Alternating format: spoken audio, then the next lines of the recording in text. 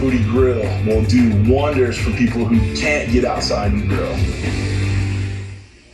Hello everybody, I am Chef Eric Eisenblatt and welcome to my kitchen. Welcome back to Something Pals. Welcome back, my friends. Hi, I'm CJ from Cooking with CJ, and today we're going to check out that Ninja Foodi Grill. I am all about outdoor cooking, but doing the steaks on the Foodi Grill was just outstanding. Can't wait to hear that sizzle in there. Oh yeah!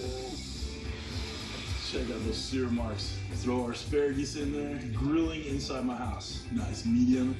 Pretty dang good. I don't think I could have done any better out on the grill. Who can say that you cannot grill inside your house? Yes, you can. Pork chops are gonna come straight from the freezer, hard as a rock. I love that sound. Whoa, look at those grilling lights. From frozen to this beauty. Results are amazing. Tender, crispy, super juicy. Today we're doing